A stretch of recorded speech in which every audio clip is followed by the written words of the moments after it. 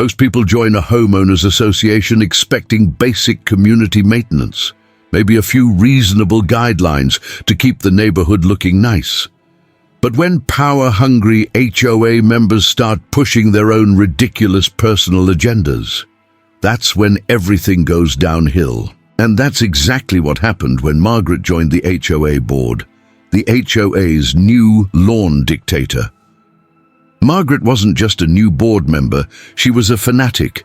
She believed every lawn should be perfectly green, perfectly trimmed, and completely uniform. She ignored seasonal changes, even in the middle of winter when grass naturally goes dormant. And worst of all, she used HOA rules to punish anyone who didn't fit her vision. The neighborhood had never had strict lawn rules before. But the moment Margaret got some power, she decided it was her personal mission to enforce mandatory green lawns year-round. Issuing fines for dead grass in the middle of winter, Margaret started sending fines left and right. Lawns turning brown in the cold, $150 fine. Natural landscaping instead of grass, $200 fine. Using drought-resistant plants instead of constant irrigation, $250 fine.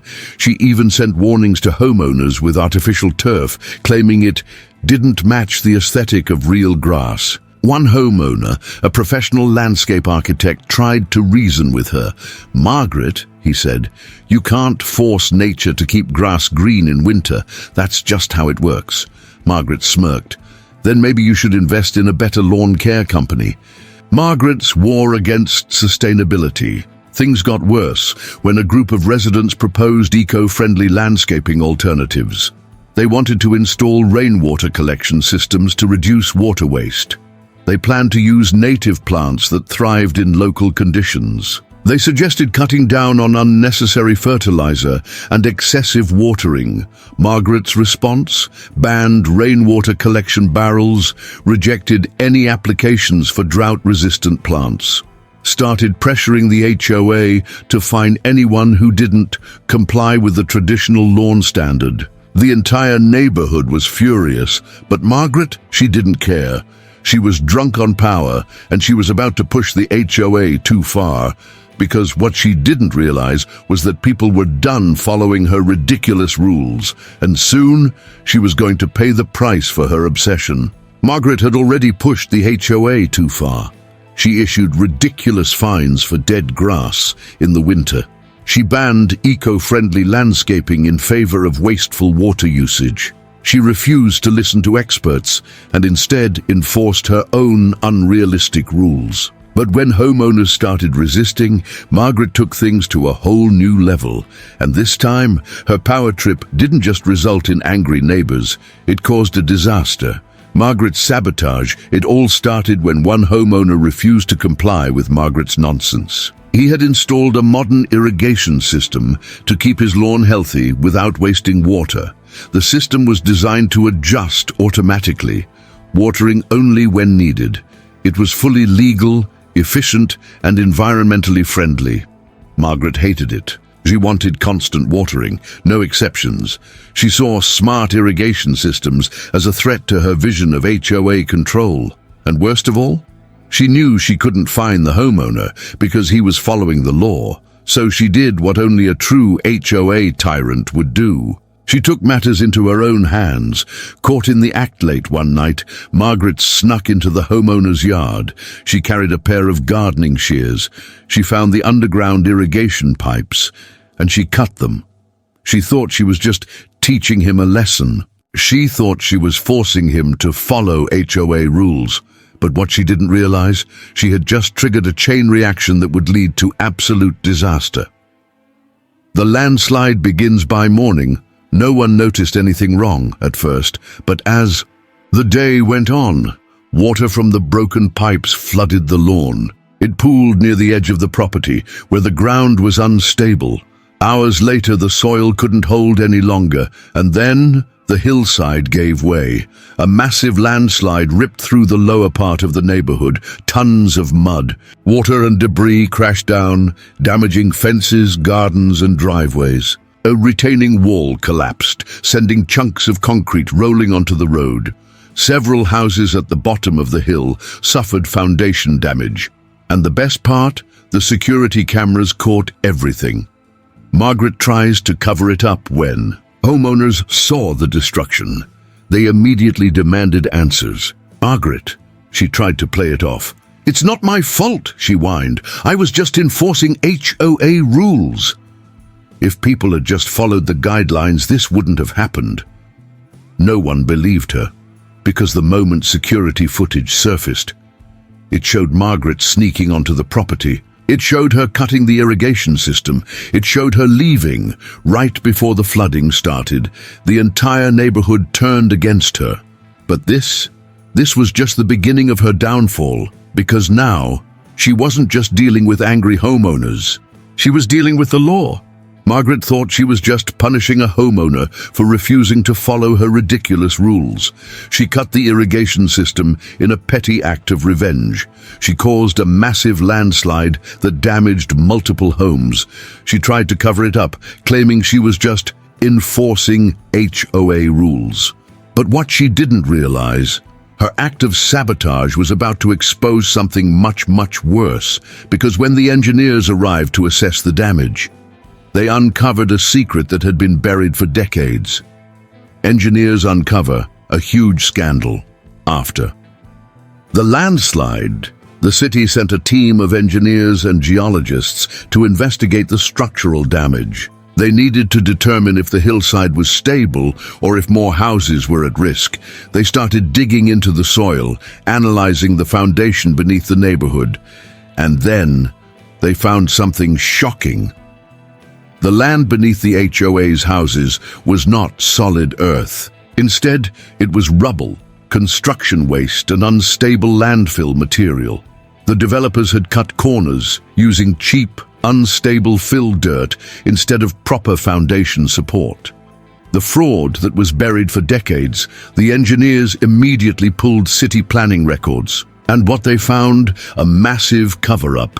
The original developer had forged soil stability reports. The HOA board, including Margaret, had been aware of the issue for years.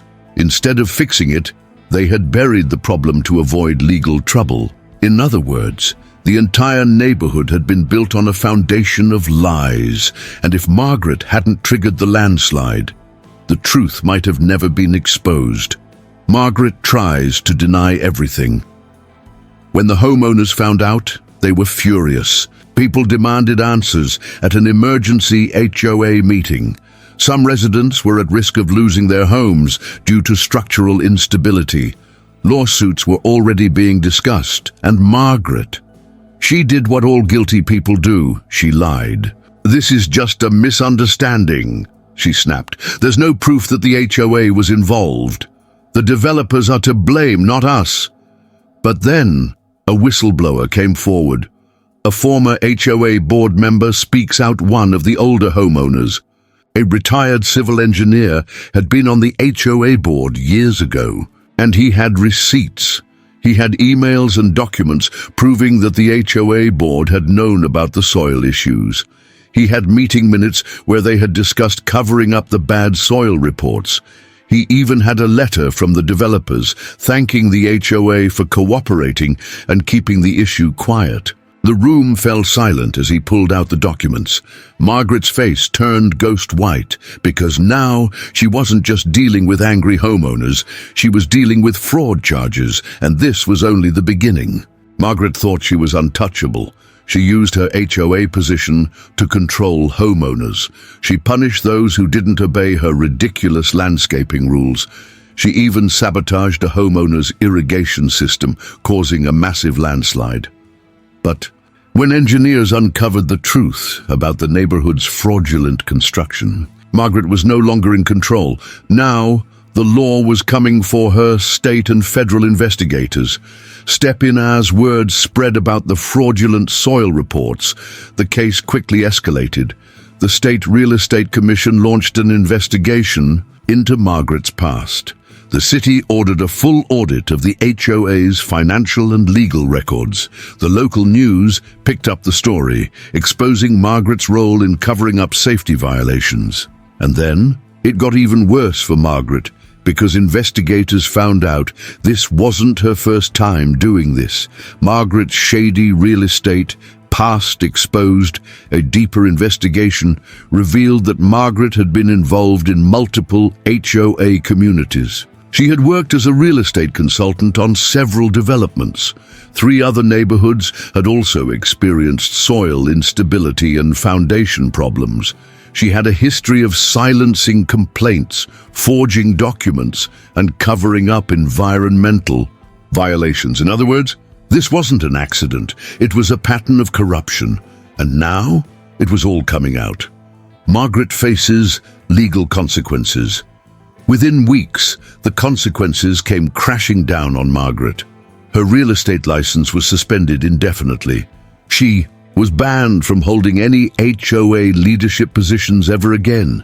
She was personally named in multiple lawsuits from homeowners who had suffered financial losses. When news cameras showed up at her house, she slammed the door shut and refused to speak because she knew her reign of terror was over. The HOA is forced to reform. But Margaret wasn't the only one facing consequences. The HOA was forced to rewrite all its landscaping and environmental rules to prevent similar disasters. Homeowners won the right to install drought-friendly landscaping and water-efficient systems. The city put new regulations in place to ensure that no HOA could ever cover up faulty construction again. The neighborhood that Margaret once ruled, now completely free from her control. Margaret's last stand and final defeat at the next HOA meeting, one she was legally required to attend. Margaret tried to fight back. She blamed the developers. She claimed she was just following orders. She insisted that she was the real victim, but no one believed her. Instead, the homeowners voted unanimously to remove her from the board on the spot, and as Margaret stormed out of the meeting, red-faced and humiliated, she realized she had lost everything.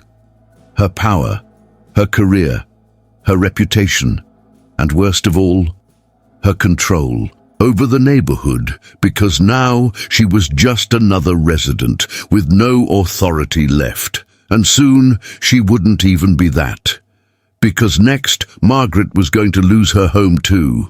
For years, the HOA had been a tool for control, used by people like Margaret to enforce ridiculous rules, suppress innovation, and bully homeowners. But after her downfall, the community was done being ruled by power-hungry tyrants. Now, it was time for a change. And for the first time in HOA history, the homeowners were taking back control. The HOA is overthrown. After Margaret's disgraceful exit, the community rallied together to demand a complete overhaul of the HOA.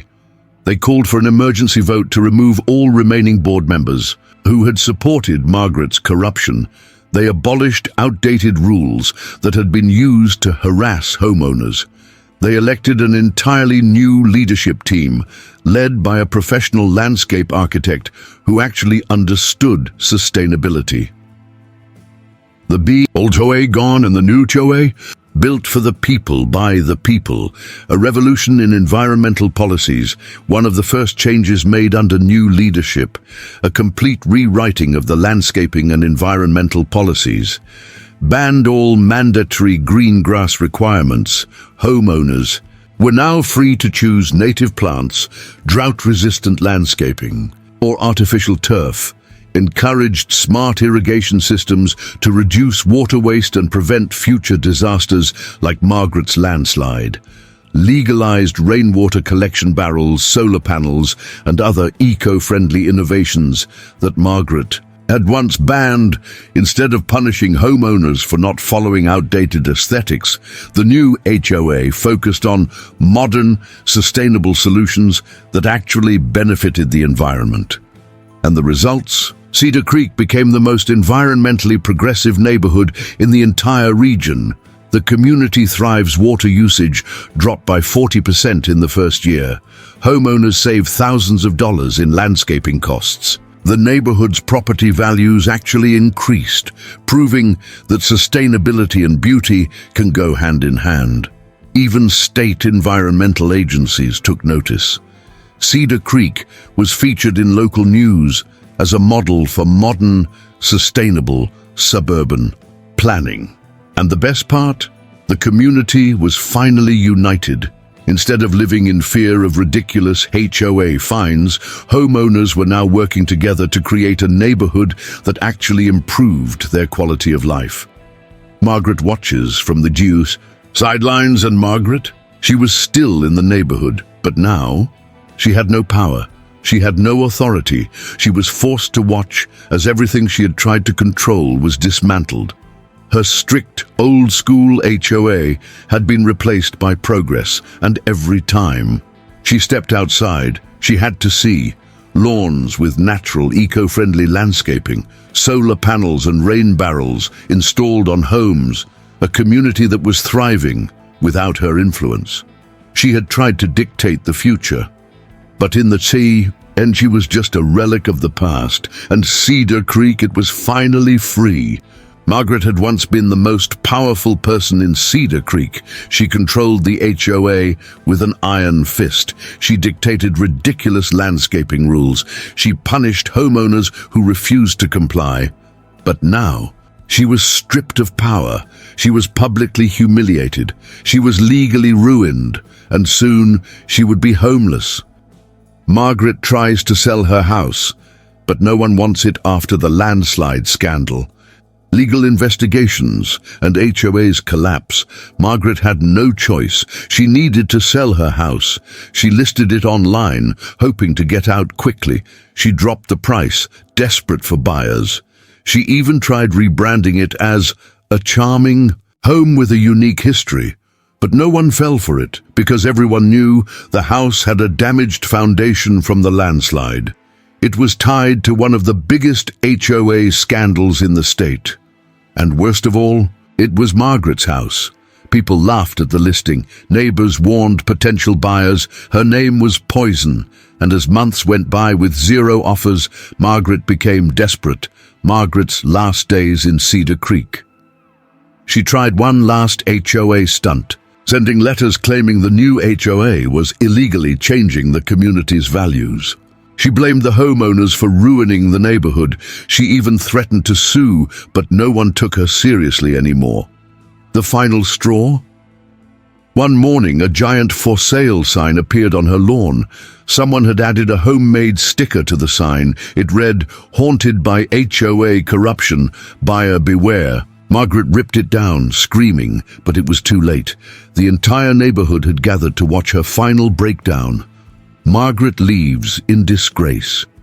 She couldn't sell the house at market value. She had to take a massive financial loss. She packed her bags and left Cedar Creek for good.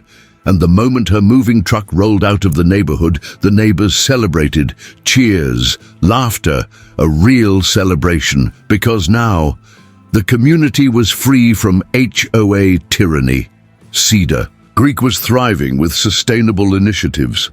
And Margaret? She was nothing but a bad memory. Word soon spread.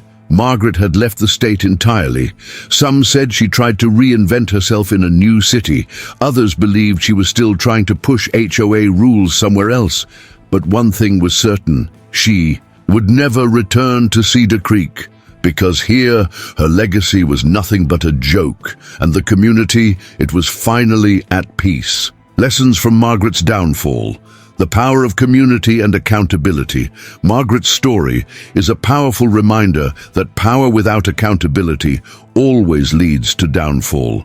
For years, she used her position in the HOA to control others, enforce ridiculous rules, and suppress anyone who challenged her. But as history has proven time and time again, tyranny never lasts.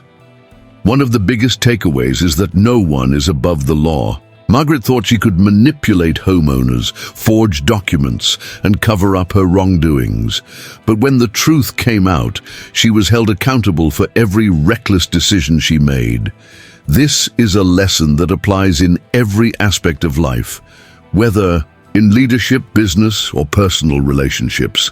If you abuse power and take advantage of others, karma always catches up. Another key lesson is the importance of standing up to corruption. The homeowners in Cedar Creek could have stayed silent, afraid of HOA retaliation.